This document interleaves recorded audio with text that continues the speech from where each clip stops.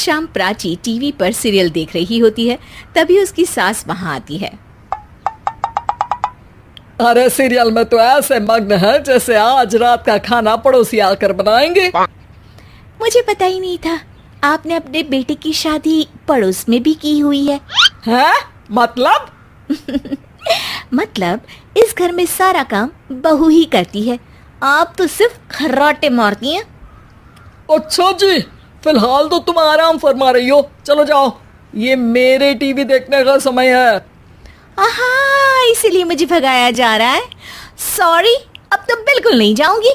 प्राची की इस बात पर दोनों सास बहू के बीच टीवी रिमोट के पीछे बच्चों जैसे छीना झपटी शुरू हो जाती है, जिसके बीच श्लोक भी काम से घर वापस आ जाता है। आज मेरी चूहे बिल्ली की जोड़ी किस बात पर झगड़ रही है? अरे तेरे बीवी मुझे टीवी ही नहीं देखने दे रही।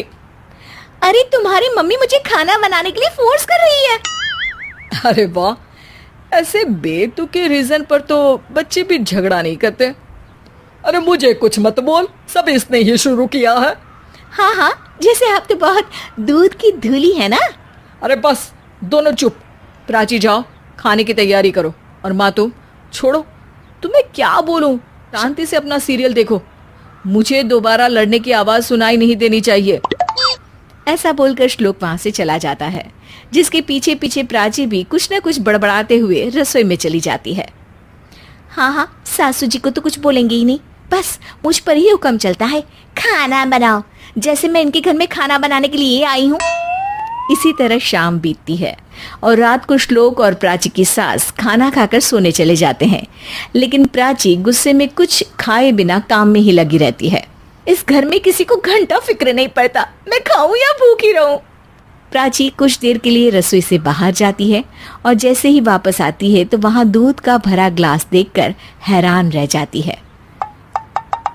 फिक्र पूरी है, बस दिखाना नहीं है। प्राची दूध पीकर सोने चली जाती है और अगली सुबह एक बार फिर सास बहू का कार्टून नेटवर्क स्टार्ट हो जाता है। ये तुमने ही किया है। अरे अजीब जबरदस्ती है, मैं बोल रही हूँ मैंने कुछ नहीं किया। दोनों ने मिलकर पूरे घर को पागल खाना बनाया हुआ है। यहाँ कोई नॉर्मल इंसान तो रह ही नहीं सकता, इसीलिए अब पड़ोसी क्या रिश्तेदार भी घर आने से कतराते हैं। और सुन बेटे, तू भी चंगा, तेरी माँ भी चंगी, तेरी बीवी भी चंगी, रिश्तेदार। हाँ जी, आपको नहीं पता क्या, गंगाधर ही शक्तिमान है, रिश्तेदार ही। हाँ हाँ, बस समझ गया। कभी जानवरों जैसे लड़ेंगी तो कभी जुगलबंदी करेंगी। भाई मैं आप दोनों के बीच में नहीं फंसना चाहता। सास बहू की इस मनमौजी जोड़ी से परेशान होकर श्लोक अपना सिर खुजलाता वहां से चला जाता है। चलो अब मैं भी कीर्तन में जा रही हूँ। इस पर जैसे ही सास कमरे में अपना पर्स लेने जाती है तो वहां नाश्ते की प्लेट रखी देख मुस्कुराने लगती है और नाश्ता करके घर से बाहर निकलते हुए कुछ पैसे टेबल पर रख जाती है, जिसके कुछ देर बाद सिलेंडर वाला घर आता है। ओ मोरी मैया, मैं सिलेंडर के बारे में तो बिल्कुल भूल ही गई थी। घर खर्च के सारे पैसे भी मम्मी के पास है और श्लोक से बोला तो उल्टा 4 बात सुनाएंगे। प्राची ये सोच ही रही होती है कि अचानक उसका चेहरा चमक उठता है और वो घर में आकर इधर उधर देखने लगती है। तभी उसकी नजर टेबल पर रखे पैसों पर पड़ती है, जिन्हें वो सिलेंडर वाले को दे देती है। ये सब श्लोक देख लेता है। अच्छा बेटे, इतना बड़ा घोटाला, सबके सामने मैं तेरी दुश्मन और पीठ पीछे तेरी मेरी यारी। इस पर श्लोक एक प्लान बनाता है और शाम को सब एक साथ बैठे होने पर बोलने लगता है। माँ, तुम दोनों की बहुत लड़ाई होती है, इसलिए मैं सोच रहा हूँ कि प्राची को उसके घर छोड़ाऊं, इससे वो भी खुश रहेगी और तुम भी। अचानक श्लोक की ये बात सुनकर सास बहू शौक से उसकी तरफ देखती हैं। अरे ऐसे कैसे घर छोड़ाओगे, मुझे कहीं नहीं जाना। अरे तुमने बोला नहीं पर मैंने सुन लिया, तुम्हें मम्मी के साथ रहना अच्छा नहीं लगता, मुझे पता है। अरे वो अरे, जब बहू खुद कुछ काम बोले तो वो तुझे सुनता नहीं, और अब जो इसने बोला ही नहीं वो तू समझ गया। जब उसे नहीं जाना तो फिर जबरदस्ती क्यों कर रहा है? अच्छा, फिर आपको मौसी के घर छोड़ाता हूँ। बस अब आप दोनों एक घर में एक छत के नीचे नहीं रह सकती।